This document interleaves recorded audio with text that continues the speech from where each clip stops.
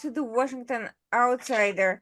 Today we'll be discussing um, another fraught, not at all controversial topic about Hamas and its activities in Europe and the policies that got us to where we are, and why Hamas is, despite being designated by UK and the European Union as a terrorist organization, along with the United States and a number of others, has not, in fact, very actively pursued a strict crackdown. There's been some exceptions, but overall, we are seeing a lot of pro-Hamas activity. We've had attempted Hamas operations in Denmark and Germany that were finally disrupted, resulting in a financial targeting of Hamas accounts, but and houses and so forth. But we are seeing a lot going on still in Italy, a lot in UK. We're seeing some very strange dynamic. Those joining the Washington Outsider for the first time, our channel is dedicated to exposing and discussing issues that are not sufficiently covered in the mainstream media. And for those who have not met me before, my name is Irina Zuckerman, and I'm the editor-in-chief of the Washington Outsider. With us today, we have two scholars dedicated to understanding the issues of terrorism, extremist ideologies such as Muslim Brotherhood, the motherlode of organizations such as Hamas. Giovanni Giacalone, he's based in Italy. He writes for two security think tanks since time in ITCT, and Adrian Calamel. He is a professor. He teaches in the SUNY system in New York. His focus is on history and Middle East, and both of them have contributed significantly to the understanding of extremism and links between state and non-state actors, such as Iran and Muslim Brotherhood and jihadist groups. Thank you so much for joining us today. And of course, some of what we've been seeing is not news to either of you. We've heard reports about a Hamas appointment in the UK living in public housing. And of course, Giovanni has also exposed a great deal about Mohammed Hanoun, Hamas's appointment in Italy, doubling as an imam, spreading extremism through word of mouth, but also gallivanting everywhere, allegedly providing humanitarian assistance to Palestinians in Gaza, in Rafah. And at the same time, it took quite a long time to get Italy to finally freeze his accounts, but this may not be the end of the story for Mohammed Hanoun. Why don't we start with that, and how it came to be that despite a very public outcry against Hamas all over Europe in the aftermath of October 7th, and after a tough talk by Prime Minister Meloni and others, Italy has not only not cracked down on people like Hanoun sufficiently, but in fact has frozen its defense trade with Israel. Yeah, good evening.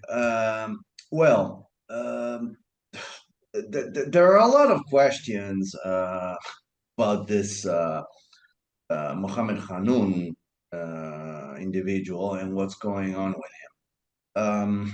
Meloni, well, the Meloni government has been keeping, one foot here and one foot there regarding the Israel Hamas war. I mean, right after October 7th, Italian Foreign Minister Tajani said that they suspended weapon shipments to Israel, Italian weapon shipments to Israel. Not that Israel is going to be damaged by this, but it's a sign. Well, in the meantime, the Italian government stated support for Israel. They condemned Hamas's attack, but at the same time, they said that Israel is overdoing it in Gaza. I mean, you don't defeat a terrorist organization just by kindly requesting them to stop, as as we all know. Uh, well, I mean, Mohammed Hanoun, well, some media's indicated him as number three, Hamas's number three in Europe. I don't know if this is actually correct. If we can talk about numbers regarding Hamas, I'm a bit skeptical, but I mean, in December of 2021, after several reports by the anti-money laundering office, the bank, a well-known bank, suspended the operations of Hanoun's um, association, the ABSBP, which basically stands for Beneficial Association for the Solidarity with the People of Palestine. Um, I mean, they found several things that were that were suspicious, such as failure to register in the revenue agency register, massive movement of cash, and in some cases, the subject registered in the blacklist of European databases. Um, and I mean, and this was this led to a parliamentary interrogation by Meloni's party. In July of 2023, the Israeli Ministry of Defense asked the Italian authorities to seize Hanoun's money because, according to Israeli sources, they were bound for the Palestinian families of suicide bombers. Um, I mean, the Israeli Ministry of Defense was very clear about that, and there's um, an extensive article written by Italian news site Sussidiario, which explains this very well, as well as by OFCS report. However, well, I mean, at the end of the day, most of his bank accounts were frozen. Okay, this actually happened. Hanoun's societies are not able to receive money. So what happened? Hanoun simply went on Facebook and he posted a video asking to bring cash donations directly to his offices in Milan, Rome, and Genoa. And I mean, many of us ask ourselves, is this legal? I don't know if it is, but I know that if any Italian follows that path, he will have the financial police all over him. Uh, and this is just the beginning, because then what happened? Hanoun managed to find this individual linked to private security, proposed himself to gather the money to, through an IBAN, and for this humanitarian convoy that Hanoun actually is running. I mean, right now they're in Egypt, and we'll get to that later. But this is just a small part of the whole issue. Why? Because Hanoun was already known to the intelligence services, to intelligence communities. He was known, and all his network was well known. On October 10th, 2023, just a few days after October 7th, Hanoun was interviewed by the Italian state television, Rai 3, and uh, incredibly, but not too incredibly, he stated that Hamas's action was self-defense. Okay, self-defense, and he stated this during a public demonstration 100 meters away from Milano's Duomo Square to the Italian state television. So it's a bit difficult to um, believe that those who were supposed to hear this did not. And it's not finished, because on October 13th, since Mr. Hanoun also was also acting as a preacher, as an imam in one of Genoa's Islamic centers, he publicly attacked during a Friday sermon Italy, Europe, and the United States. And again, the translation of what that specific part that he said, we have seen the attitude of our Italian, European, American governments, Italian, European, American governments, and some Arab countries, you can imagine who they are, who have sided in favor of Israel, who begin to cry for the victims, who even told the lie to encourage to compare Hamas as equal to ISIS. All this to attack the Palestinian resistance. Now, the video was posted on Facebook on the page run by the Islamic Center of Genoa and on Hanun's, one of Hanun's Facebook accounts, but it later disappeared. Of course, we have the video, we downloaded it. But it disappeared. I'll show you in a minute. We have the screenshots. During recent pro-Palestinian demonstrations and events, Hanun, of course, defined once again Hamas as Palestinian partisans, and he accused some Italian politicians and journalists of being Mossad agents. And the interesting thing is that all this activity was picked up and reported by different Italian newspapers belonging to both the left wing and the center, the center left wing and the center right wing. So both left and right, from Repubblica to Libero to Verità, Olio, Inchiesta, they exposed the issue. But nothing happened. And again, it's not over because on what happened? On the evening of January 4th, Hanun once again hit the computer buttons and posted a paragraph, a post in Arabic, only in Arabic, okay, with no translation. I'll show you in a second. Glorifying Yahya Ayash. Yahya Ayash, who also known as the engineer, was a Hamas terror mastermind. He was the leader of Hamas's armed wing in the West Bank, and he was actually the one who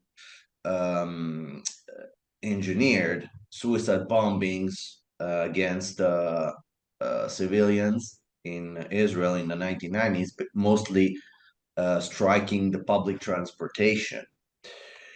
That's when in Israel, families were sending kids to school on different buses, so that if one bus would go up, one of the kids would be saved. This was the engineer. Mr. Hanun glorified this individual, and he wrote, on this day, oh, by the way, Hayash was killed on January 5th, 1996 by Israeli intelligence, Israeli military. And Hanun, obviously, was the anniversary, and he wrote, on this day, the cowardly assassination took place. Mercy to the martyrs, the legendary engineer martyr, who was a turning point in the history of the Palestinian resistance. What kind of turning point? Murdering civilians on buses? And Yahya Ayash al-Baya. Palestine today is in dear need of your patriotic spirit and vengeance. For the spirit of the martyr Sheikh Saleh Abu Muhammad. This is Al-Aoui. He was killed in January. He was the Iran-Hamas liaison in Lebanon. Martyrs do not die. Okay, let me just show you a couple of screenshots so Yeah, that you can do that by I share the screen, you're now the host, so you can use it to share whatever you need. okay, where should I go? A share screen button. Okay.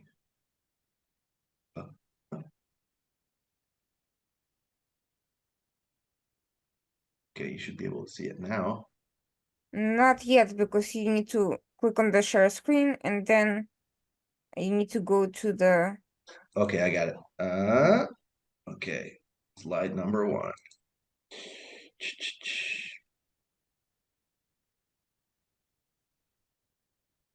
Okay, it's coming. There. Yeah. Can you see it? Yeah, it's loading. Yes, I see it now. Okay, this is the Arabic text Mm-hmm. that horrifying Ayash. Now, hang on, let me get there.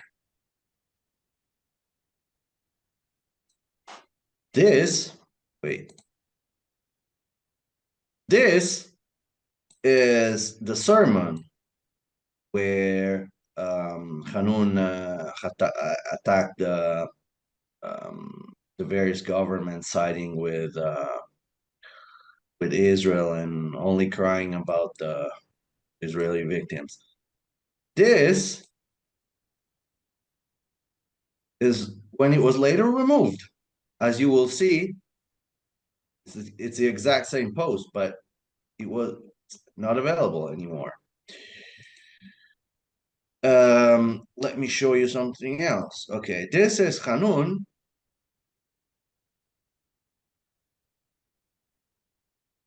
Okay, have to okay with Ismail Haniyeh. Hmm.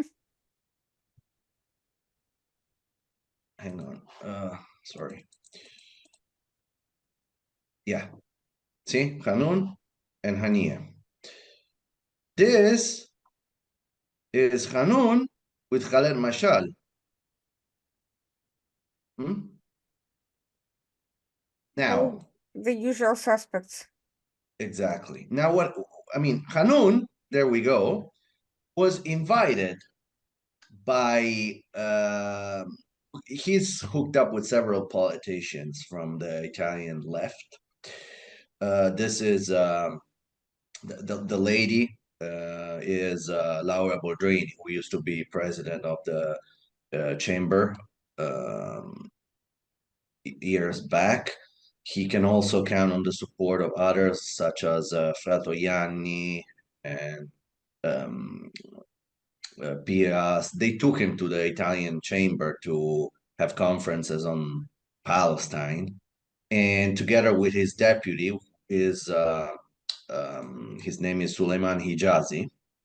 Suleiman Hijazi is basically all pro-Palestinian demonstrations. And let me just show you something.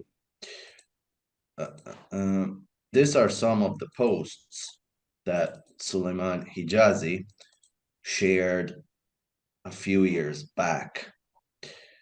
The newspaper, some newspapers picked this up, and he said that he's not in favor of Hamas.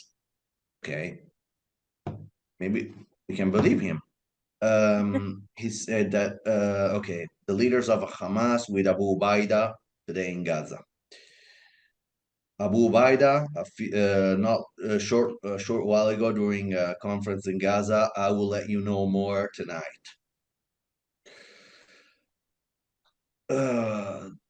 December 14th, 1987, the birth of Hamas. Suleiman Hijazi. There we go again. The armed wing of Hamas called all movements of Palestinian resistance to decide how to react against these violations of the truth. Today, Israel killed a combatant from Khan Yunis, and the resistance severely wounded one soldier, demonstrating that they are willing to violate any type of truce. But always more proud of my people and their resistance. Okay, this is PFLP for the friends of the Popular Front. For the friends of the Popular Front, their Gaza resistance today. Gaza resistance today. Okay, this is it's okay, fine. It is 2014, but I mean, Hamas is Hamas. It's not. It was a terrorist organization prior to October 7th. So let me get back to normal screen. Uh,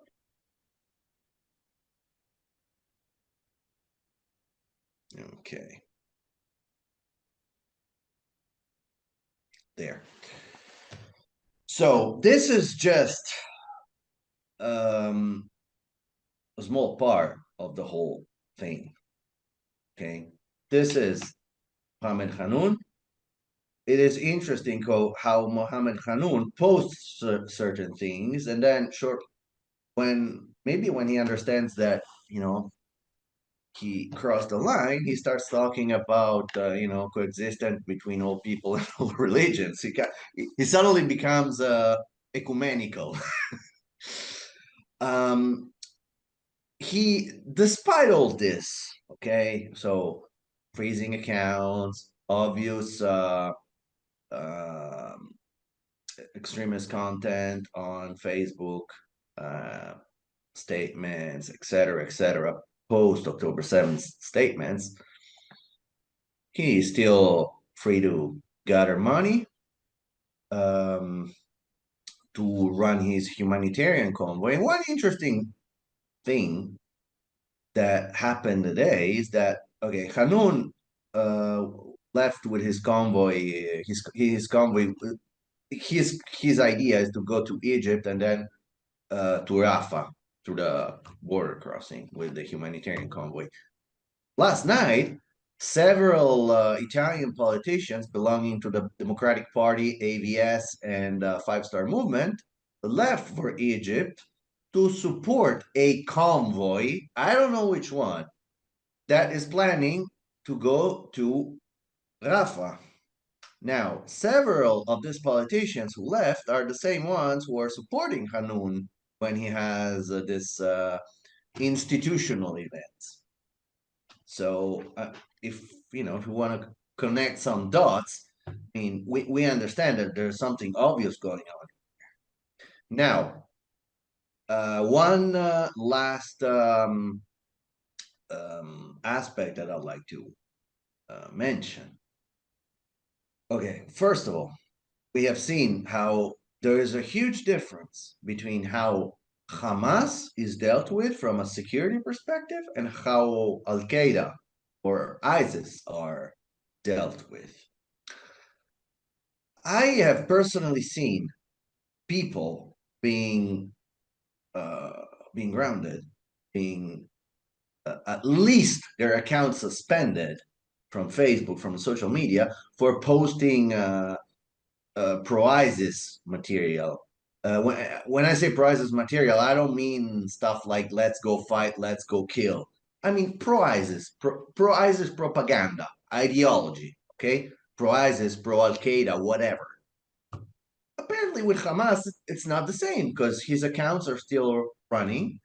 Um, After that post glorifying Ayash, I mean, would like all expected, some measures taken. Like, I'm talking about against his social media. Hmm? Nothing happened. So what's going on here? Why is nothing happening? The answer is simple. First of all, Hamas is the Palestinian branch of the Muslim Brotherhood. And we know that in Europe, the the intelligence and security apparatuses, they are not keen to touch the Muslim Brotherhood.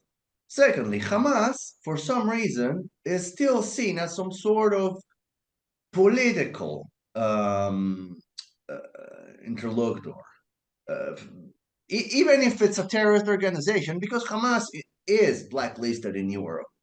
But still, for some reason, maybe because they won the elections in I don't know in 2000, when was it, in 2006, in 2007, they won the election. So no, it doesn't matter if they're terrorists. I mean, Hamas. If we follow Boaz Ganor's theory from the IICT, Hamas and Hezbollah are hybrid terrorist organization because they have multiple arms. They have the political arm, the military arm, and the welfare arm.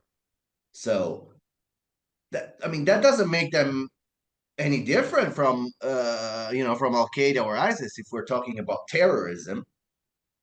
So there's obviously something very wrong here. And it's not just in Italy or in Europe, because I mean, Hamas is still being invited to international meetings for the hostages release.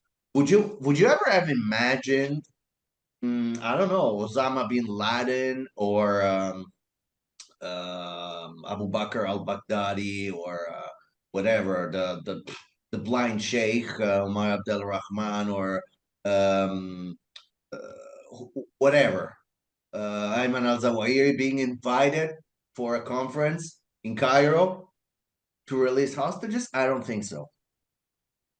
The point is that when it gets to Hamas, it's different. Even if it's a terrorist organization, there's more tolerance with Hamas. And from a counter-terror perspective, this simply doesn't work. So what's going on? Maybe, I mean, we are in the hypothetical field right now. Maybe, you know, they don't want to touch Hamas because they don't want to touch the Muslim Brotherhood, because who knows what kind of, deals are going on. Maybe, I heard several French colleagues saying that the security services had deals with the Muslim Brotherhood. Like, you tell us who are planning, attacks, and we let you, uh, we leave you ground for your um, ideological and religious activities. It's just a hypothesis. I mean, it's just something, that's just an option. Maybe they're afraid. I don't know. Maybe some governments are afraid that by touching, Hamas, they can awaken a wave of Islamist violence. Not just Islamist. I mean, left wing, radical left too. I don't know. Uh, I mean, there are plenty of hypotheses, of options, of questions, but going back to the main issue is that Hamas is not. It's. I mean, officially it's a terrorist organization, but it's not being dealt with like ISIS or Al Qaeda. So it's not the same thing. It's not being dealt with the same thing. We need to agree on what is a terrorist organization. Otherwise, we'll never get anywhere. And we need to free this field from political and ideological interference. That's it. I would note, by the way, that both Al Qaeda and ISIS are also have also emerged similarly from the Muslim Brotherhood. But there are two key differences. First of all, neither Al Qaeda nor ISIS are considered state or quasi-state actors. Even at the peak of ISIS control of territories in Iraq and Syria, nobody recognized the caliphate except other terrorists.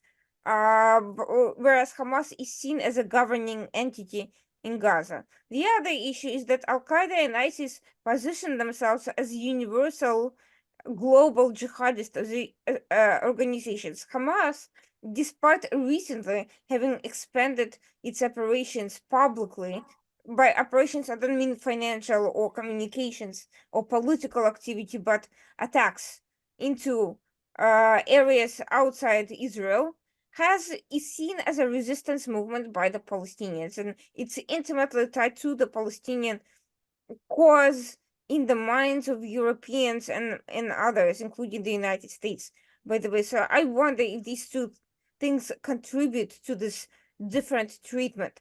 With that, I'm turning to Adrian to expand on some of the themes that Giovanni touched on, looking now at the counterpart to all of this, which is the United Kingdom. Prime Minister Sunak just came out with a rare speech uh, citing concerns for extremism. On various occasions, he expressed direct differences with the mayor of London, who has been seen as essentially covering for pro-Hamas activity. We've seen throngs, huge mobs of pro-Hamas um, uh, agitators basically wreak havoc on the streets of London and other major cities in the UK.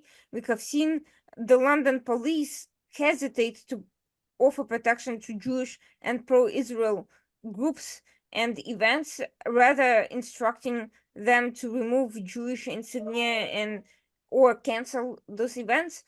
And we have seen very largely London becoming a center of Muslim Brotherhood and pro-Iran activity to the point that some of the Muslim Brotherhood leaders relocated from Egypt and Turkey into London and have turned it into their own basically playing ground. We are seeing Qatar play a significant financial role in London and through real estate and other operations. We are seeing, essentially, and we're seeing all sorts of so-called dissident groups from Muslim majority and Arab countries that are quite openly jihadist sympathizers and activists.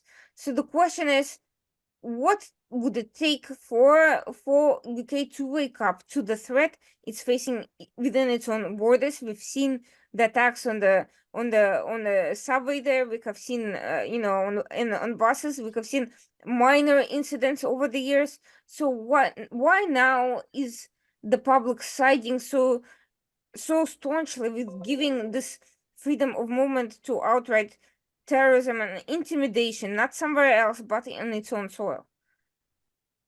Well, thanks for having me. Those are all great questions. I want to get back to right at the beginning, you said Qatar. Okay. We need to understand, I hate to make this very simplified, but there has been a normalization process that has taken place of Hamas. Not something like, well, it started with the Muslim Brotherhood. This and going through the Arab Spring, but it started well before that, of this normalization of the Muslim Brotherhood, of being this nonviolent group that just wanted a different political rule, founded by Hassan al-Banna, the whole story about that.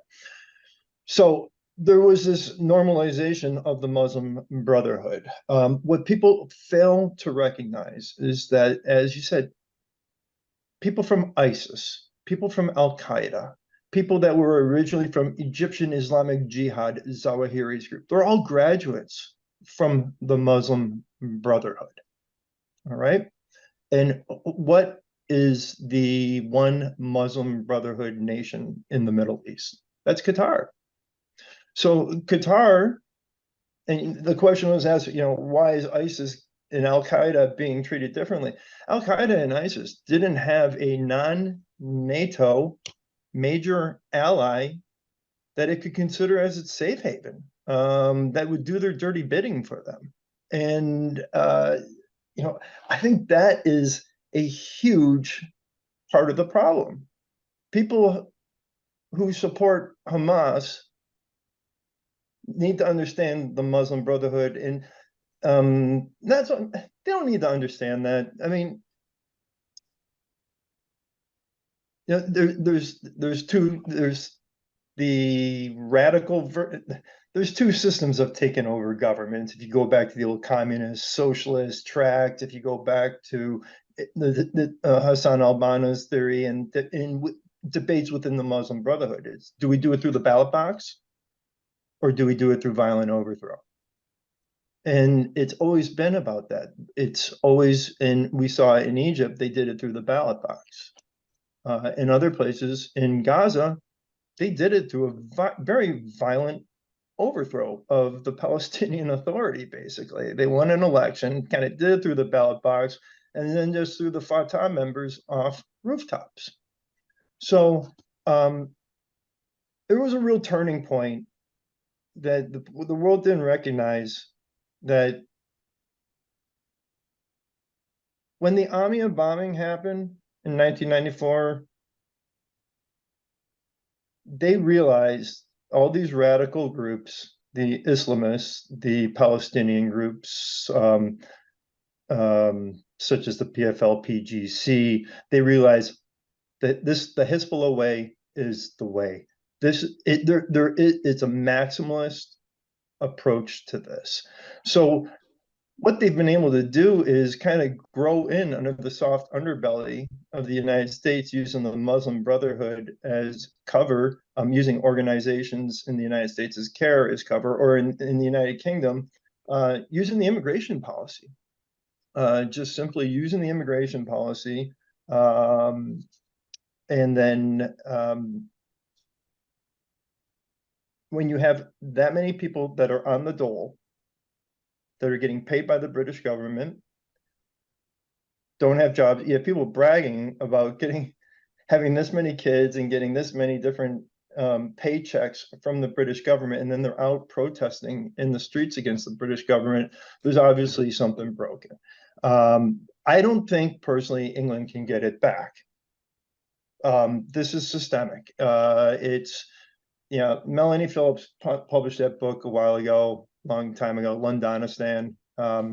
It's just as relevant today if you pick it up, if you want to kind of understand. If you walk through East London during the 1990s, you saw this. That's where Inspire magazine would be published. That's where Al-Quds al-Arabiya, which was Bin Laden's courier to the media, that's where their offices were, in London. And then you mentioned Sadiq Khan. So kind of pulling this full circle here. You got a problem with the mayors. You got a problem with the MPs. You got a problem with the police force. And it starts right at the very top with the political members. In the UK, it's a little different than in Italy, than in Ireland, because you're not talking about MPs to the European Union. You're talking about MPs to the UK Parliament.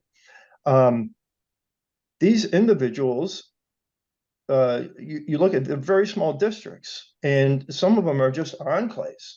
And if they don't pander to that, if they're on the bubble, in America, what we're seeing right now is we're seeing the Biden administration really pander to the Michigan voters, because Michigan is very important and it's got a very high Muslim population.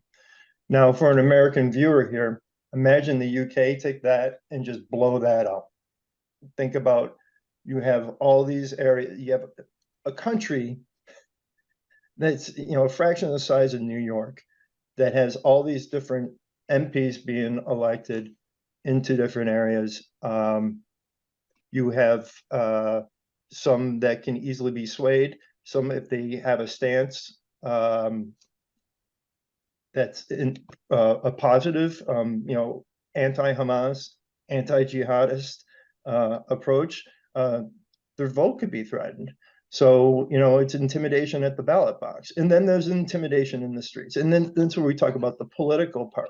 Well, I'll go back. I mean, when you have individuals like Jeremy Corbyn, all right, or the Scottish National Party, Youssef, all right, who are clearly anti-Semites, and I don't think there's any question, especially with Jeremy Corbyn. I don't think there's any question about that.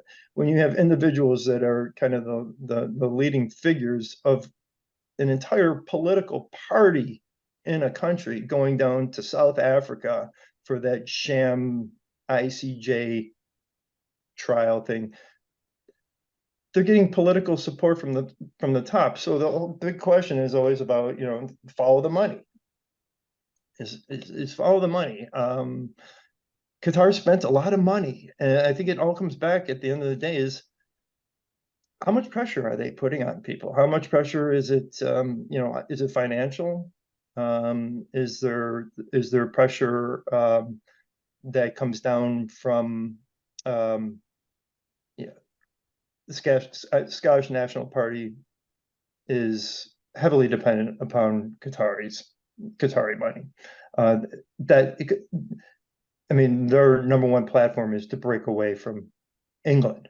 Their economy would not survive without Qatar. Okay, so there's agendas in the political system, and then when you get down into the policing system, the police aren't doing their job. And the question is it political because they're not allowed to? They're being told not to. They just recently passed the law, and people are saying, well, that infringes upon peaceful demonstrations. Okay, a lot of them don't look too peaceful for me. And then when you're inciting, I would say inciting violence, inciting genocide in this case, I think you lose your right to demonstrate at that point.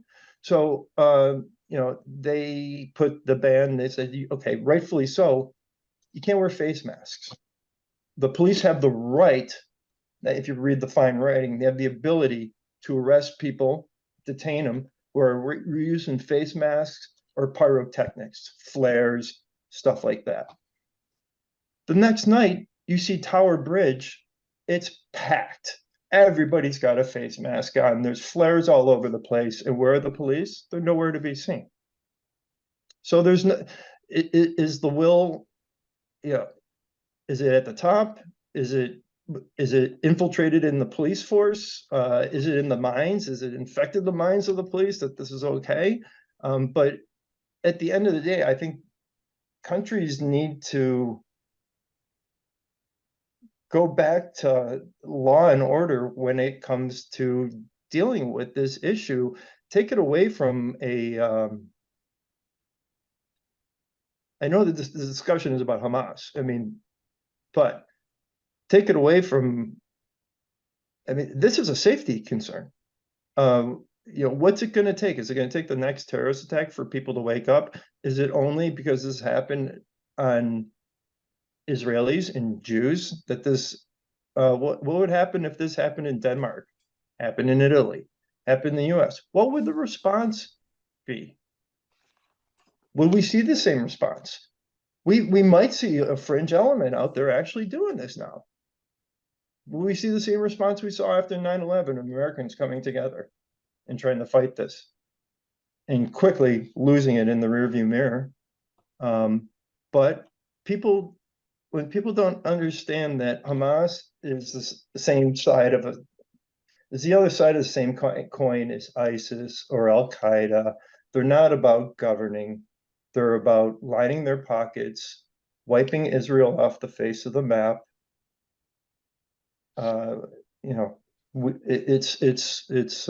It's a moot point.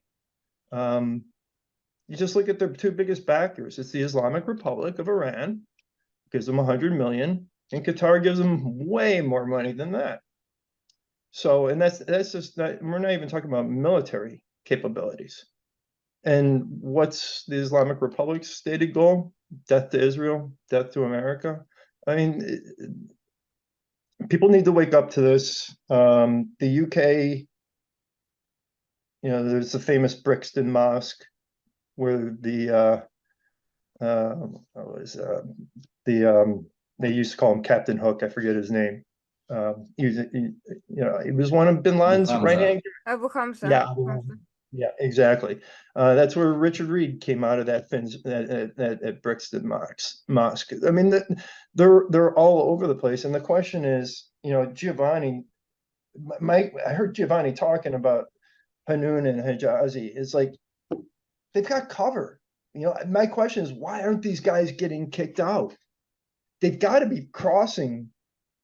Every time he reaches a certain threshold on social media, he realizes, oops, and he takes it down and these guys backpedal this stuff a little bit. But come on, they're getting cover from somebody. And then we haven't even discussed the whole Qatar Gate issue, which is how many, and Qatar Gate, when you look at it, just went after a couple small fringe players that plucked them off. Okay, there's how many MPs in the European Parliament are compromised by Qatar, which funds Hamas, which wants Hamas to carry out these attacks, which shields Hania. When I see Hania sitting at a pool or sitting, in Qatar and looking that comfortable, when terrorists look that comfortable, we got a serious problem. And that's what they are. And anybody that can look at this otherwise and say that, draw some moral equivalency between what's going on. I'm not going to go into it because I just don't think it deserves the discussion. Israel is taking more losses than they should have on the military battlefield, trying to prevent civilian casualties. They continue to ship in so much as far as civilian goods, which immediately get hijacked by Hamas. So people that are out in the streets here, out in the streets in Europe, some are true zealots. And then you got a lot of useful idiots out there as well that side with this trope and this whole the down-pressed, the downtrodden, the people that have always been marginalized. I think that's why you see such a strong movement with individuals like Claire Daly. Has she said one bad thing about Hamas since this happened? No. So, and where's she from? She's, from Dublin. She's the number one, she's the MP to the European Parliament. So it's, yeah, I'll kind of leave it there. I feel as though I'm kind of beating around this a little bit. But there needs to be the political will at the top, and then there needs to be the ability and the will to enforce it. So there needs to be will at two levels, at the political level and at the policing level, which is more difficult, more complicated. You would think you just need will at one point. Got the capabilities to do it. Call them the National Guard or something, or open Tower Bridge. That'll get everybody off it real quickly. So there are solutions. It's just I don't see the political will. I'm sorry to say. And mixed messaging from leaders of parties or messaging that is downright anti-Semitic, or trying to kneecap Israel when it's in the first phase of a multi-phase war, because for people who think this is over, it's not. The Northern Front is heating up with Hezbollah. So this is a slow drag here, and Israel is going to get raked through the court of public opinion, and we're going to continue to see these attacks. So when we launch and take out some Houthi capabilities, it all of a sudden becomes an attack on the Yemeni people. No, it's not an attack on the Yemeni people. It's an attack on the Houthis, who have ravaged that country and committed every single war crime. So there's this moral equivalency. I think every Gen Xer out there has a smartphone with some really bad talking points, because you look at them at the rallies and they're reading off their points, and he's like, you can't even remember that. I mean, seriously. It's organized. Anybody that says it isn't organized, you're crazy. You don't get that many people out in the street if you don't get organization. Organization takes money, takes people. You think people just do this for free? No, they don't. So I'll turn it back over to you, Ariana. So Adrian actually pointed out some very interesting point, which is the cross-section of political and law enforcement, security, involvement or lack thereof in all of this. And we are indeed seeing, very strange thing. We are seeing, these terrorist Hamas, very open individuals who clearly seem to have some sort of an intelligence cover from or some background. We are seeing that intelligence institutions, both in Europe and the United States, have been infiltrated by a pro-Muslim Brotherhood way of thinking and sympathies. And on the political level, there's bribery, corruption, blackmail, and essentially groupthink. So in Italy, we are seeing a lot of the same, despite some positive signals from the Meloni government at the early stages. It very quickly started looking for ways to play both sides politically. We have seen, a lot of that some of the Italian MEPs were involved in Qatargate, and when Qatargate blew up, we did not, the focus was on the very relatively benign issues such as the whitewashing of the corrupt FIFA World Cup and Qatar's role in that, and human rights links to all of this, and human rights attacks on Saudi Arabia and UAE vis-a-vis Qatar.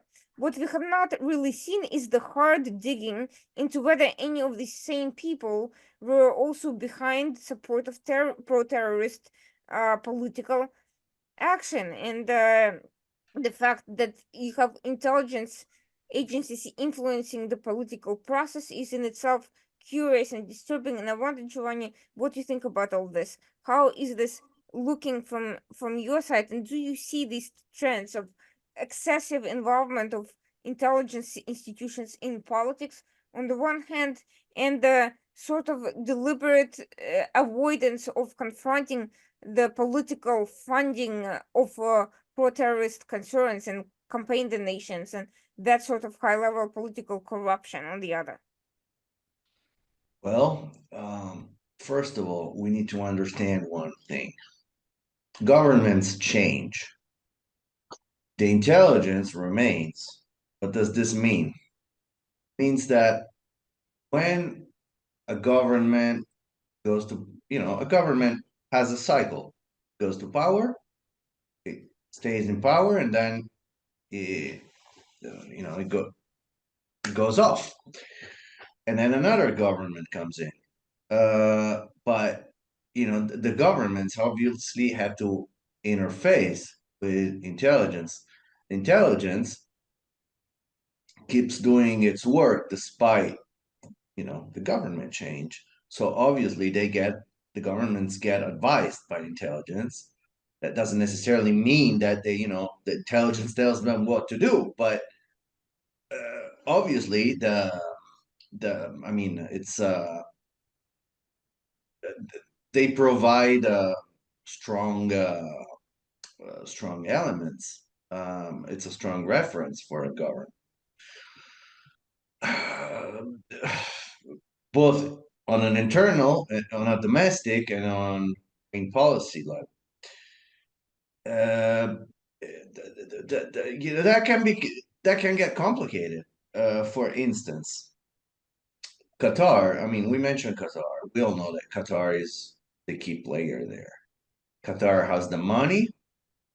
Qatar can influence European countries, and we need to go and see what kind of even foreign policy relations each European country has with Qatar. Now, if we want to take Italy for example, we know that both left wing and right wing parties have relations with Qatar, because even Salvini, with Lega, who is anti-Islamist, claims to be anti-Islamist, he's been traveling to Qatar. What happened in Libya? Who did Italy side with during the Libyan civil war? With Haftar or with Sarraj? Sarraj. Who was Sarraj? Muslim Brotherhood. Who was supporting al-Sarraj? Turkey and Qatar. Italy was supporting Sarraj. I mean, it's not me that's saying it.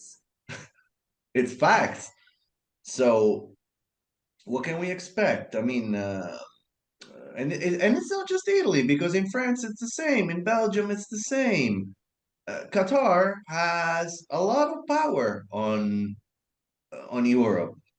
We cited the Qatar Gate. Okay, very well. Qatar Gate, it was just tip tip of the iceberg. Something much bigger. But Qatar Gate was turned off. And it's not just Qatar Gate. Remember Qatar Papers? The um, the research that was published by French journalists documenting, Qatar funding to Islamic communities all over Europe. That was basically the foundation for further research. Did anything happen? No. Qatar Gate, Qatar Papers, you know, they blow up, but then, they're turned off and everything goes back to normality. Why? Because Qatar cannot be touched. What Qatar is doing is not supposed to, go under the radar. And that's one main huge issue here because Qatar is where is Hamas political bureau? In Doha. And it's not just Hamas because we've seen during the Syrian civil war Qatar supporting specific Islamist groups. And then there's Iran. Okay, let's not underestimate Iran because, yeah, we hear the Iranian regime, we hear all the issues related to, which every now and then it comes up. Okay, we recently had, what was it, demonstrations, very, very mild in Italy, I must say. I didn't see a lot of politicians or mainstream politicians siding with the Iranian demonstrators. And that's another issue. It's not in the NATO radar. It's not like Qatar or Turkey, but economically, Iran is relevant to Europe. So that's why then we tend to forget that Hamas and Hezbollah, Iranian proxy, we tend to forget that Hamas's political base is in Doha because some some things are not. It's better to leave them as they are, especially if there's a huge flow of funding coming in. And then there's an additional thing. Hamas is striking Israelis, Jews. So, my perception is that there's this idea in Europe that, yeah, okay, but ISIS, Al Qaeda, they were their targets were also Westerns in general. Hamas, they're they're targeting Israelis, they're targeting Jews. So you know who cares? That's the perception I have. Um, it's what do we have to do? Do we have to wait until they actually target non-Jews? Then we can say, oh no, wait a minute, it doesn't work like that. The other night, an elderly Jewish man was attacked in Switzerland from a young second generation Swiss citizen, I think from Tunisia. Is it anywhere in the mainstream media news? I didn't see it. Uh, they were already trying to put under the carpet when we have a terror attack or like a stabbing. Oh, it's he's insane. He was on drugs. He was like if that automatically doesn't make the attacker a terrorist. Like, oh no, he's insane. He's crazy. He was on pills. So, we cannot call him terrorist. Doesn't work like that. So, it's a huge political and financial problem. And just one small parenthesis on the policing issue. Um, I've been following a bit what happened in London, and yeah, there is I totally agree with Adrian. There's a huge issue there. In Italy, the situation is a bit complex. Just just recently, last week, we had a big deal in the media because some demonstrators in the city of Pisa were beaten by anti-riot police during a pro-Palestinian demonstration. And all the left-wing rised against the Ministry of Interior because the police was beating the demonstrators. Now, um, uh, let me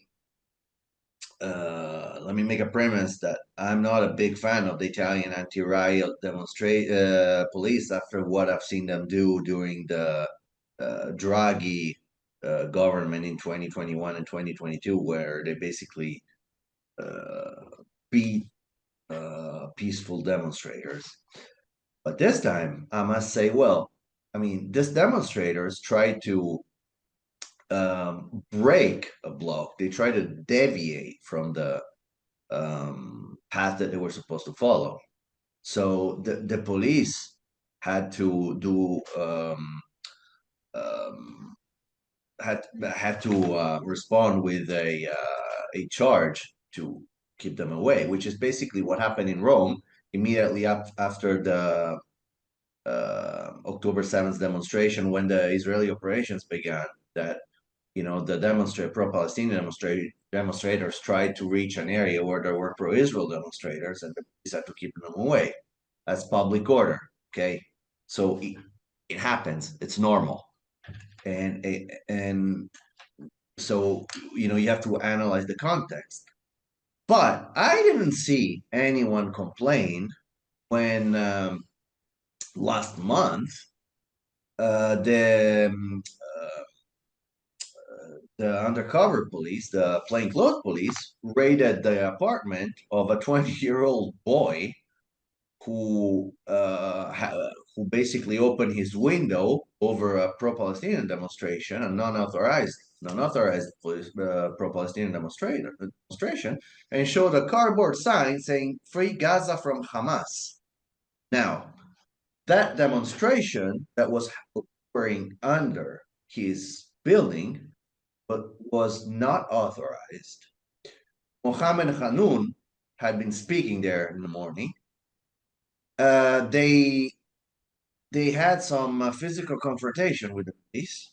By the way, Suleiman Hijazi was on first row, and this kid simply opened the window and posted that. I mean, what's more pro-Palestinian than a sign that says "Free Gaza from Hamas"? Okay, what happened?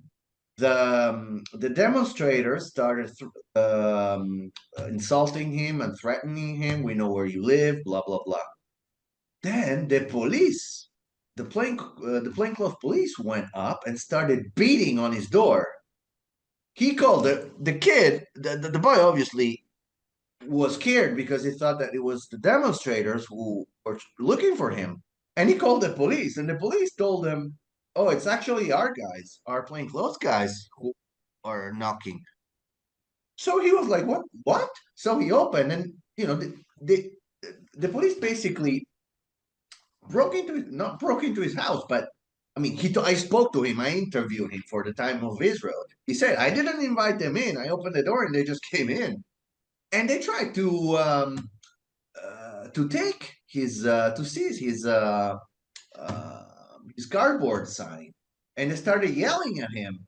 You're not supposed to do this. These are things that you shouldn't do." And he was like, "Wait a minute, it's my right. I mean, you're basically invading my home, and you're trying to take away something that's mine. I mean, this it's just a cardboard sign, okay, but it's mine. You can't come to my house and take it away. And by the way, this is against a terrorist organization. So why am I not supposed to do this? What's going on?" And then they left. And he didn't. I mean, he's a tough guy. He didn't let them take the sign away from him. But they identified him. They started asking loads of questions on him, his family, and stuff. Something like Stasi in East Germany in the 1960s, 1970s. What is this? And I didn't see all this media attention on this fact. And tension because on the same day, that was Holocaust Memorial Day. Now, on that same day, I got a call, and I'm going to remain anonymous here because I've been asked so, but a friend of mine belongs to Lance Jewish community, was with her husband at an event in the evening on the Shoah. I can't remember the exact facts, but basically something was not they didn't manage to agree on the fact that the October 7th should be commemorated, something like that. So, they just got up and left in protest. As they got out, the undercover police popped up again. And they basically they were already out when they were chased by the plainclothes police that asked for their ID. So, she gave them the ID. And it took them 40 minutes to identify them. And she was like, what the hell is going on? I don't know. Now, let's say that, the plainclothes police was extremely concerned about the safety of both these people, and they were so invasive. But what did they do? They did nothing wrong.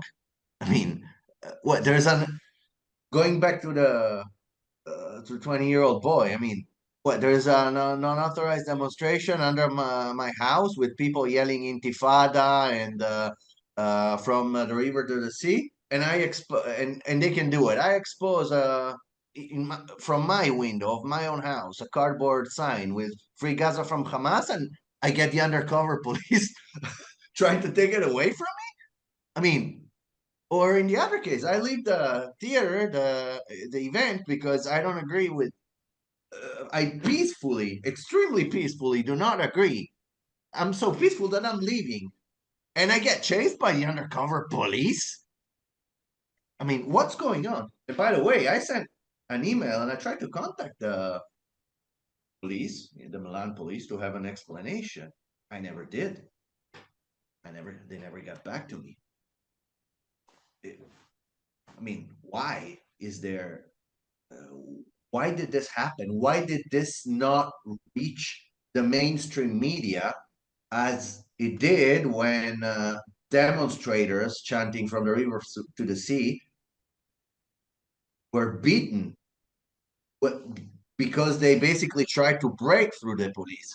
There's something not right here. So what's happening? I don't know. I'm just exposing the facts, but there are a lot of questions here that are legitimate. So we are seeing exactly the sort of strong arming and harassment of the voices that are deviating from this, pro-Hamas narrative that the mainstream media and various politicians have equated with being pro-Palestinian. I don't know what gave them the right to do that, but nevertheless, that's what they're doing. But so I'd like to actually bring in another factor to this cross section of, corrupt politics, infiltrated intelligence services and very strange, bigoted, double standards on treating different types of protesters in the media and by the police. That third factor is funding of various institutions. And Adrian, I want to ask you this. We've seen time and again European groups essentially fund anti-Israel, not just pro-Palestinian, but specifically anti-Israel ideological entities. And we have seen that after a very brief cursory investigation of UNRWA, European Union just voted to continue funding UNRWA, even though the investigation is not yet complete, even though we don't know the whole story. There's new evidence coming up all the time, new allegations that have not been fully disclosed, and no restructuring has yet been demonstrated that would prevent pro-Hamas infiltrators from working there. But we are seeing that there's this attitude that somehow funding these ideological wars is somehow okay, it's somehow permissible, and somehow it's apolitical and, within the framework of humanitarian cooperation and humanitarian concern. That is that, this is not Europeans receiving money from Qatar. This is Europeans giving money away to somebody else, and somebody who does not, most likely, probably does not particularly like them either. So where is this coming from, and what role is this factor of funding of these ideologies abroad and not just tolerating them internally? How does that play into this picture? Adrian? Well, that's one of the big, Mhm. can you hear me? Yes, Can you yes. hear me? Yes. That's one of the big problems with the whole war on terror was, yeah, we took a lot of kinetic action, took a lot of pieces off the battlefield, and so to speak, but the messaging game we've completely lost. We've completely lost this. So you talk about the United Nations, UNRWA, international bodies. That's one thing that we didn't discuss before, is just those international bodies that are just propping up this and helping. I mean, that our taxpayer dollars are funding. I mean, we're funding this hate speech, blood libels, you name it. But you mentioned UNRWA and you mentioned EU in coordination. I just think Qatar, Qatar, Qatar. I mean, that's all I think. And then I look at our government and intelligence agencies. I think our State Department is basically functioning like another United Nations, if you look at the United States. But to pivot back to Europe, since Brexit, there's distances here, but you have different political systems here. And under the UK, if you look at their anti-terror laws, because they were dealing with the Irish Republican Army for decades, they have some of the most robust anti-terrorism laws. Just on, if you're shown to be sending money to a terrorist organization or a group that's sending it by way to a terror, they can lock you up and hold you under detention for longer than would be normal in other countries. But I don't see any of this being enforced by MI5. Now, is this happening under the radar? Are they imaging people? Are they watching this? My hope is that they are. I know that MI5 is also worried about, obviously, the terrorist attacks, the possible terrorist attacks. Wall Street Journal did an article years and years ago that on any given day, they're monitoring this many, hundreds of plots and thousands of people that are on their watch list. So you have the resources that are spread thin, and then against the will to do it. The one point I wanted to make is, everybody's talking about the day after, what's going to happen, and that's always the question. Oh, you're doing these big operations. That's always the question about, well, you get rid of the regime in Iran, what's going to happen afterwards? You're going to have another Syria. No, that doesn't need to happen. What also doesn't, and what cannot happen, is you cannot put another one of these international bodies in there. UNRWA should not be allowed to have their hands on money, aid, textbooks, you name it. You can't put in a UNIFIL, such as they did in Lebanon, because they're just human shields for Hezbollah. What you need, and this would be what I would propose, is that you need to root out that ideology. And that first starts with squashing Hamas and rooting that out. But then also having almost what was used in Iraq, what you would call a community policing, a surge type operation, where people become comfortable with the people that are living there within the communities.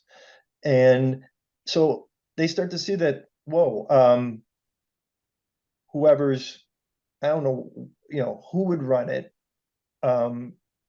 If it's an American body mixed in with, let's say after Berlin, is administered between, or different times, or I don't, I wish it would work where you could put the Israelis in there and let the Israelis govern it and let the Palestinians understand and see that the Israelis want the best for them. And the Hamas has been nothing but horrible for their people, for the cause. I mean, their leaders openly admit that they want more blood. The more people that die, the more civilians, the better it is for us. When you're dealing with a leadership like that, you got to be able to fight that ideology. So there needs to be a system where you got to stamp out this ideology, and you also need to gain the trust of that population. It's very tough. And then you have we haven't even looked at the Palestinian Authority and Abu Mazen or Mahmoud Abbas, whatever you want to call them, because that's a whole nother system. And they are, they just got pushed aside by Hamas. Hamas had the better model. They had the model of blowing stuff up, using suicide bombers, using the Hezbollah model. And they saw it worked. And so that became the Palestinian cause. That became the Palestinian, the leadership, the ones that were really driving it. Fatah's marginalized. They just did this sanctimonious sacking of a PM. But but Mahmoud Abbas has been president for what, 20 years? Are we on 20 yet? I don't know. So that has to be dealt with as well on the West Bank. But the intransients and Jordan having to play this double game all the time, actually unhelpful, creates another issue. So, but yeah, afterwards, those international bodies, UNIFIL, UNRWA, we've seen how unhelpful they are. The International Red Cross, the Red Crescent, International Red Crescent, Red Cross, those need to be looked at as well. Because if you look at all the different hostage exchanges when they were going around, I kept on seeing the same people releasing the same hostages every time. A photo op through the jeering crowds, etc. So all these international bodies that are seen as the gold standards, UN, the International Red Cross, the International Red Crescent, I think you need to look under the hood before they get another time. But we know that's not going to happen. So here's my question to both of you. After this very engaging discussion, we are seeing that Muslim Brotherhood and some of its, most successful models have managed to brand themselves in a way that appeals to certain tropes, certain archetypes in the Western mind.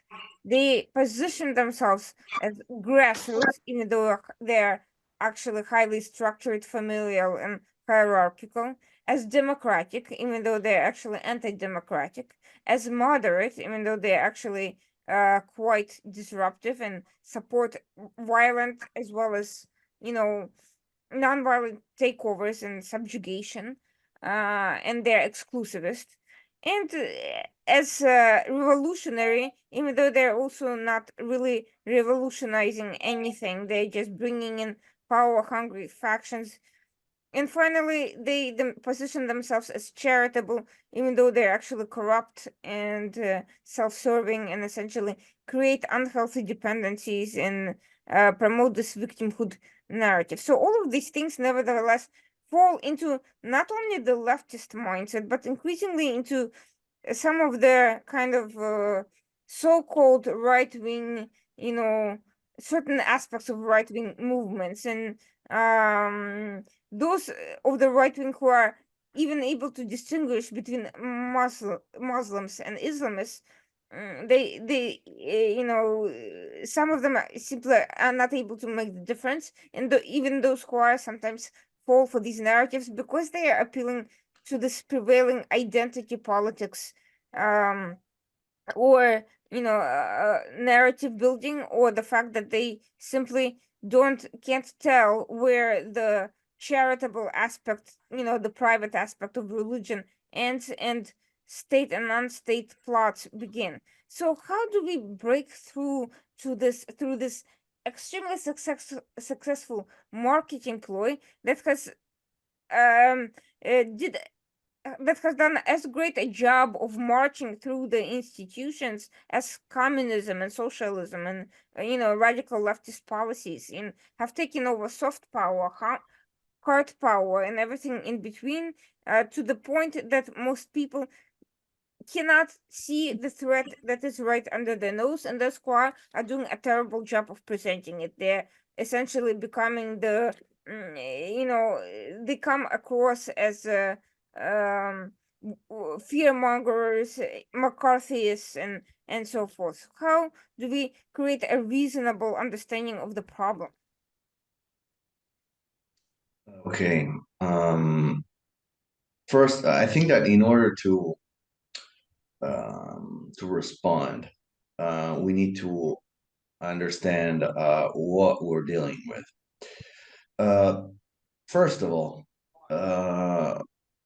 I mean, there is offer if there is demand.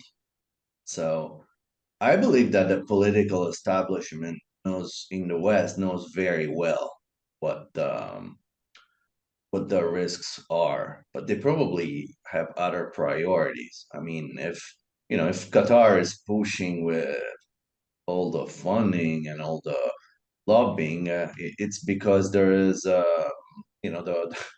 the political arena is receptive to it. There's also another aspect that we must consider. I think that we're still uh, paying the price of the how can we call it? Um, you remember? Well, I would call it the Obama doctrine. Let's put it like that. You remember what happened in right before the Arab Springs? I mean, former President Obama, he had a speech in Cairo, basically legitimizing political Islam. That was right before the Arab Springs. And then what happened? We saw the Muslim Brotherhood going to power in Egypt with all the consequences that we all know. We've seen the turmoil in Tunisia. Turkey, it's another story. I mean, Turkey already had the AKP in power, and we all know what Erdogan has been doing in Turkey. But I think that I mean with this Obama doctrine, the Islamists basically saw a boost. They became um they earned the political legitimacy that they needed.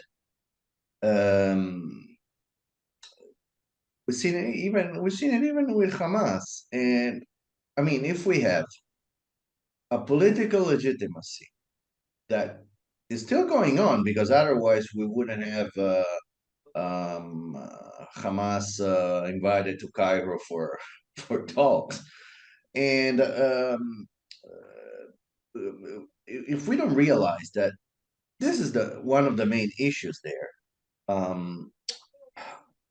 that the Muslim Brotherhood, which means Qatar, which means Hamas, which means all this networks operating in Europe, in under everyone's eyes without any problem. If we don't understand that this is the main problem, if we don't understand that all the funding that comes from Qatar is probably the biggest issue, then there's nothing uh, we can effectively do. I mean, think about Gaza for a minute. I mean, the Gazans. Do you think? I think that only a very naive person can think that they don't know what's going on in Gaza. They don't know that. When I say they, I mean the Western political establishment in Europe, in the United States, in the UK. You think they don't know that Gazans are victims of Qatar's interests, of Iran's interest? Um, they're basically um, they're basically meat for all this humanitarian organizations. Uh, I didn't see anyone tell Hamas from the Western political establishment, tell Hamas, surrender, leave Gaza because you're the problem. It just does not happen, despite the fact, as Adrian correctly recalled, that Hamas clearly stated that the more victims among the Gazan civilians, the better it is. And, and you think that the Western governments don't know this? But nobody's going for Hamas to knock it out. They're just not doing it. So, I mean, it's not just a terrorist issue. It's a political issue, and it's an economic issue. So, Yeah. to answer your question, what should we do? Well, it's not easy because it's not just a. We surely have to de-radicalize from an ideological perspective, because I'm sure that the guy, as Adrian was saying, I mean, radicalization is a huge issue in Gaza, but I mean, who's willing to do it? Because without radicalization, there's no business for Qatar, there's no business for Turkey, there's no business for Iran, there's no business for some Western actors. So, is that what they really want? I mean, do they want Gazans to be free from Hamas and living a normal life? I'm not so sure about that. So if we don't face these issues first, we're going to go nowhere. But how do we do that? I don't know.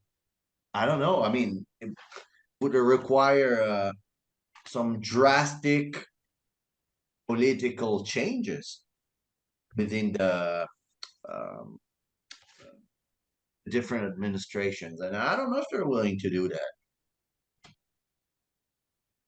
No, I mean, from my perspective, it really it comes down to Qatar has taken this place where they're looking at this. Got away with this in Afghanistan with the Doha agreements that gave Taliban the country on a platter. Trump made that horrendous deal. Okay, so this is a problem over multiple administrations going back decades here with the Qatari government. They have supplanted the Pakistanis as being the cutouts that you can talk to bad actors. Before that, it was the Syrians under Hafez al-Assad, then become Pakistanis. And after everybody realized we were getting played in Afghanistan, now it's Qatar. A first step would be to move our military base, move CENTCOM out of Qatar. Number one. Why is that there? It's because Ali Khamenei lets it be there. You think Ali Khamenei would let US have its military bases right there on its doorstep without his consent? Absolutely not.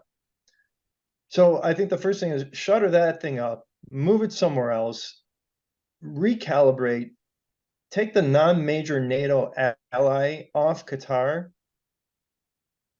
and it's to call them out. But here's the issue. And this was when Giovanni was talking about it before. I was like, gosh, yeah. I mean, if you start pulling on the strings, does the whole political system inside, not Qatar, inside the West, start to fall apart? Because you have people on both sides of the political spectrum that have had their hands out, where they've gotten help with their political campaigns, you name it. But I think number one, Qatar needs to be identified as an enemy state. I know that may sound crazy for some people who are listening in, but It's a Muslim Brotherhood nation that works hand in hand with the Islamic Republic of Iran on intelligence sharing. They derived the majority of the wealth in the beginning from a shared gas field. They have used surreptitiously a very sophisticated soft power to penetrate the West. It was less permissive for the Islamic Republic because everybody knew that they were bad guys. They held hostages. They took the American embassy. They did this. They did that. Yeah, they had plausible deniability with some stuff, but some stuff led back to their doorstep. Qatar's got a free hand for so long. And I think this is the time where everybody needs to pivot and say, wake up. Qatar is a major problem. They're tied to hip with the Islamic Republic.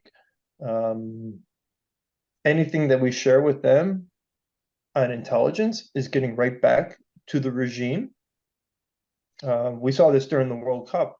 There was intelligence sharing between the regime in Iran and Qatar.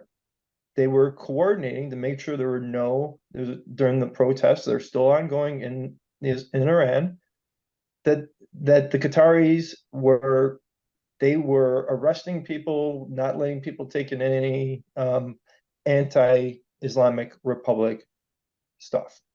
And they had people on fly lists. And then I saw, you would see pictures of a guy who was on the streets brutalizing people, protesters one day, and then he was sitting at a World Cup football match 2 days later.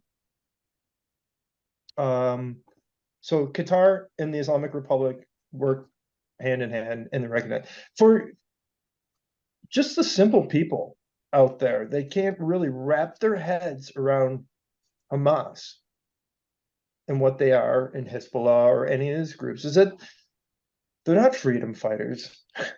Okay, what they are is they're equal parts gangsters and equal parts terrorists. They kill and they line their own pockets. That's what they do. They're involved in the drug trade. They're involved in money laundering. They're involved in prostitution. All these, illicit activities that you could possibly imagine they're doing to line their own pocket. And then they kill people to make political gains. That's what terrorism is. What are the objectives of terrorism? And in the West, what they have been successful at doing is wrapping up their cause with the whole idea of victimization, an apartheid state. And oddly enough, South Africa, which should understand what an apartheid state is, calls Israel an apartheid state. So it's been morphed into a single simple narrative, couple simple narratives that I say are bordering on modern day blood libels. Some of these got to be they got to be changed. They got to be there needs to be a simplification of the message. And it needs to hit the right demographics as well. And I'll say it again, there needs to be people within the Muslim community that are willing to, like the one individual whose father was a leader of Hamas. There needs to be more of those people that come up and expose them for what they are, so that they can't say it's American propaganda, it's Israeli propaganda. We need more people in the book. Like I have one book, Son of Arafat. We need more people writing books like that to say this is, or getting on TV stations saying this is what these guys really are. So this is actually a really good point. I wanted to actually address that real quick, because in the past few months, I saw a number of articles from at least 3 or 4 Gaza and former Gaza residents writing for Newsweek, writing for Time magazine, for a few publications, and exposing everything that Hamas has been doing. They're not necessarily pro-Israel, but they're not focused on Israel. We're talking about Hamas. And yet, despite being exposing all of this, their voices are not being, you won't see them on TV channels, some of them for the sake of their own safety, but some of them are already in the United States or outside Gaza, and they're not these, Palestinians, these people who have witnessed what Hamas is all about. Nobody is listening to them. And you don't see US or European officials mentioning their lived experiences and their data and anything and their stories. So the question is, you have a growing number of Gazans disillusioned with their own leadership. Israeli media every day talks about protests and and clashes between Palestinians on the ground and Hamas officials. They still may be very anti-Israel, but they at the very least see that Hamas as a failed governance project, and they don't want them. And none of it is making it to the mainstream media, much less congressional hearings or European Parliament hearings or anything of that sort. So there are these voices, and they even make it into mainstream English language publications, but they are not making an impact and they are not being embraced widely. And you have these guys versus Rashida Tlaib and her antagonization of the Michigan crowd or her equivalence in the European Union. And the question is, how do we, you're never going to have a majority of people, writing for these publications. Most of them don't even speak English, or they may still be on the ground and may be afraid to write. So, but the voices that are out there, they're not getting boosted, they're not getting attention, and they're not making political impact. So the question is what to do about it. All these people say, Palestinian lives matter, but here are Palestinians who are afraid for their lives, who are dissatisfied with what they saw, and nobody's listening to them. Me or Adrian? Yeah, You want to tackle yeah, it? both of You them. tackle it, Giovanni. Just All right. I'll make one very quick point. There are Gazans who are trying to react to Hamas, and they're paying it dearly because they're getting killed. Now, what could the West do to actually help the war end quickly? Help the Gazans who do not want Hamas. I mean, we keep hearing, Israel is attacking Gaza, but the Gazans hate Hamas, blah, blah, blah. That's great. So let's help these people. However, I didn't see much in the. I don't know. I'll be honest. I haven't read a lot of in the U.S. media. But I focused more on the French, Spanish, Italian, Mm-hmm. Swiss media. But I didn't see much. I actually saw nothing about those Gazans that were trying to uprise against Hamas. I got a call from a well-known journalist who was a friend of mine, mainstream here in Italy, who asked me, "Do you know anything about this uprising in South Gaza against Hamas?" I'm like, "Very little, because there are a few people that would like to talk about it, but the mainstream media and the political arena doesn't want to hear it." My impression is that the political arena and some of the mainstream media is far more worried about Hamas losing power than about the day after, or about the what the people in Gaza, the ones who are not related to Hamas, connected to Hamas, really want. So, I mean, the least we could be doing in the West is trying to give them as much voice as possible. And I mean, we complain about, what, we don't know what's going on in Gaza. We don't know what's going on in Gaza. But whenever, I mean, we've seen it with the Al Ahli hospital when the Palestinian Islamic Jihad rocket fell on in front of the hospital. 10 minutes later, everyone already knew what happened. It was Israel who did it. They bombed the hospitals. So, but when it gets to, Gazans uprising against Hamas? Nobody knows anything, and there's nothing on the mainstream media. Maybe we should ask ourselves why. Again, my impression is that a lot of people in the West. I'm not talking about Iran or Qatar, in the West. And when I say a lot of people, I mean the political people, the political community, some of the intelligence community, some of the um, media. They're far more worried about Hamas losing power. That's the impression I have. So we should find a way to give these people the space, the voice that they need, that they deserve. Yeah, I agree. It's they're not going to get that. They're not going to get that. They're not going to get that space in the. They may get it in the Middle Eastern media. I don't see it though. But I think the West has an obligation to make sure that we can get as many of these people that know the true nature of these organizations to speak up against them and speak out against them. Now, I will speak for the American population. Generally, you're better off, get it. They need to have, instead of having, covering Rashid Tlaib in front of the Capitol building, shedding crocodile tears, give coverage to someone who knows the true nature of Hamas and what they are. Don't cover, Tlaib, Bush, Cori Bush, AOC, Elon Omar. That's not newsworthy. They're shills.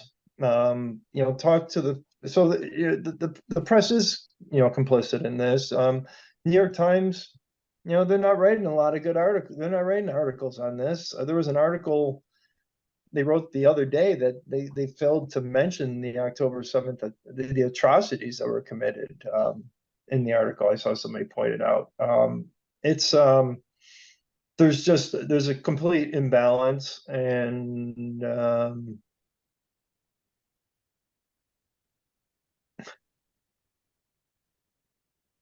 it it seems as though the vocal, violent minority has won the spotlight. Has got the media attention. They're creating the most amount of noise. So let's cover them shutting down Holland Tunnel. Let's show them shutting down the M5 or whatever it may be. Let's show them putting up genocidal. Let's let them put up genocidal projections on Big Ben in Parliament. That's okay. We can do that. We'll cover that. But let's not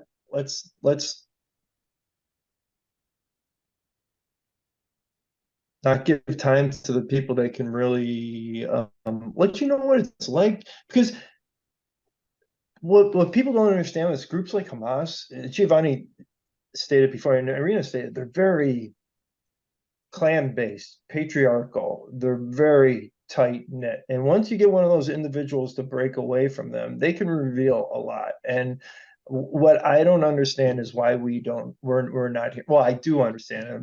It seems like there's an agenda here, but why we're not hearing those voices? Because those are the voices of credibility, as far as I see. Yeah, they ones that were terrorists. They were part of Hamas. But they had an epiphany. They saw the light, and who better to explain their motivations, their tactics, their goals, their end goals, than them. I can explain it. I know it, but it's not going to have as much weight as if someone else from there explains it. So that needs to happen, but you're not going to get that on the nightly news. Not that I watch the nightly news, but you're not going to get that. So we have a situation where not only is there a complicity with terrorism, but even when the very victims that all these people appear to be looking for do speak out, when there's alternative views that are critical of the way West is doing business with Hamas, with the way Hamas has penetrated institutions when they're trying to warn about what's coming, outside their own borders, from their own experiences.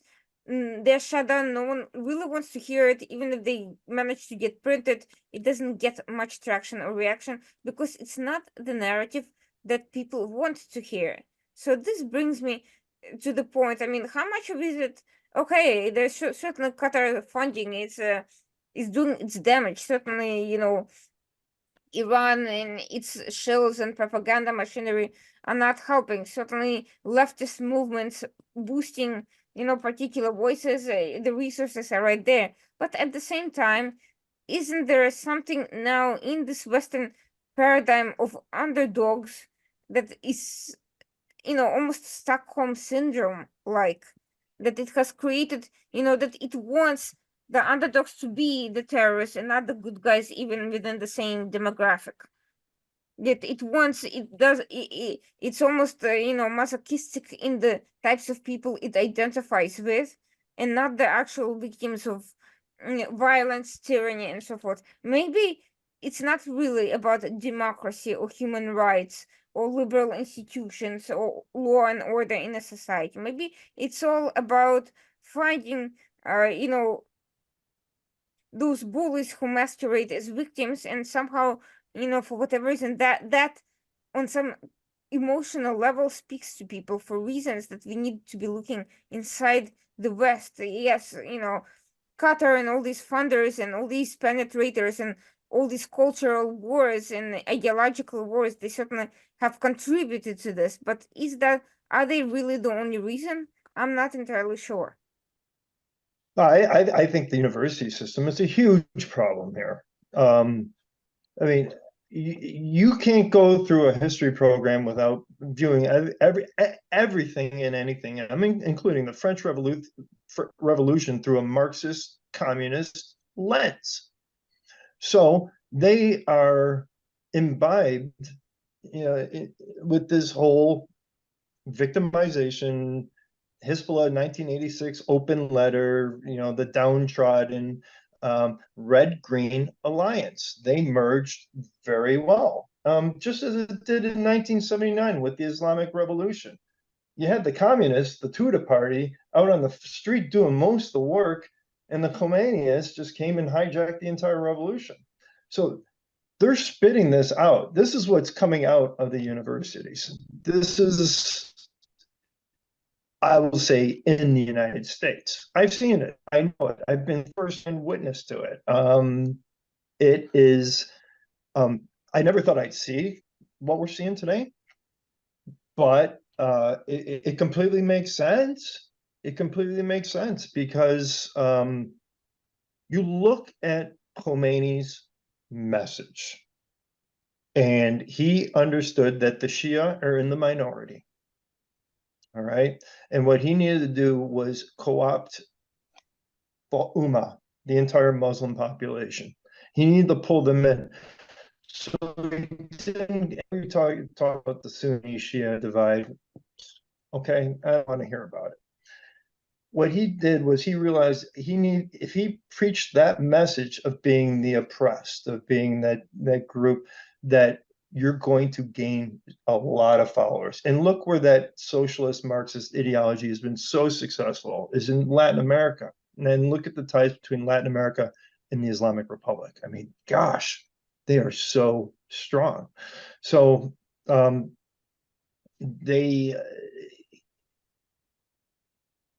I'll give one more anecdotal story to this. Is during the 440-day hostage crisis at the U.S. Embassy, who did they decide to release? And they were Marines. Who did they release?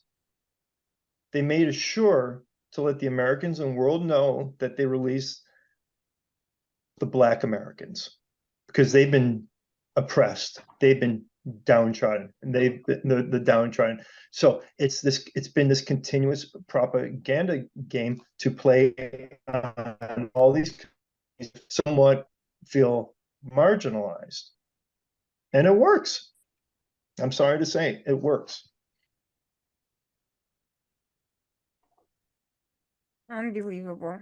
By the way, one person that I'd want to recommend to take a look at of the ones that I spoke with who was actually tortured for his dissent by Hamas is someone named Hamza Hawidi. He wrote for Newsweek a couple of articles actually. I think he'd be interesting to at least mention alongside.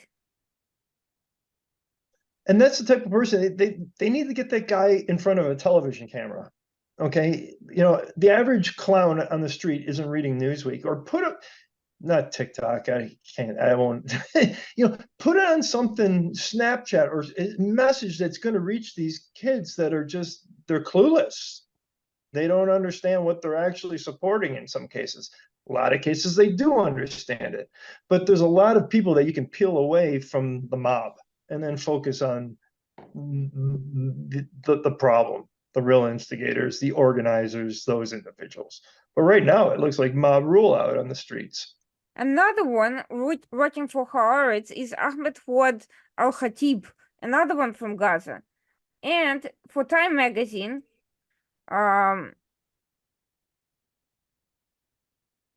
yeah, there was another one writing for Time magazine. So there were at least 3 people who I saw writing for for these publications, and yet they're not getting anything beyond those publications. They're not being widely invited anywhere, and there's nothing, no follow through whatsoever. So, but this is just to say that if you want to know alternative perspectives, they're out there. The problem is nobody actually wants them. With that sobering, with that sobering kind of end note, I want to, thank the participants for this discussion because, in the U.S. there's a solipsistic attitude and nobody's really looking beyond New York and Washington, but there's a lot going on in Europe that's important to understand, and that kind of also reflects some of our own problems here. And I hope this discussion generates a lot more questions from many more people and a lot of kind of re-evaluation of what's going on and why so many of the people who claim to be pro human rights, pro democracy, pro civil society, pro law and order supports the very people who are actually against all these things. Thank you so much, Adrian and Giovanni, and thanks to everyone who's been watching the program. Please stay tuned for future discussions on controversial topics, but in a way that's hopefully thoughtful, respectful, and provides information and not just propaganda.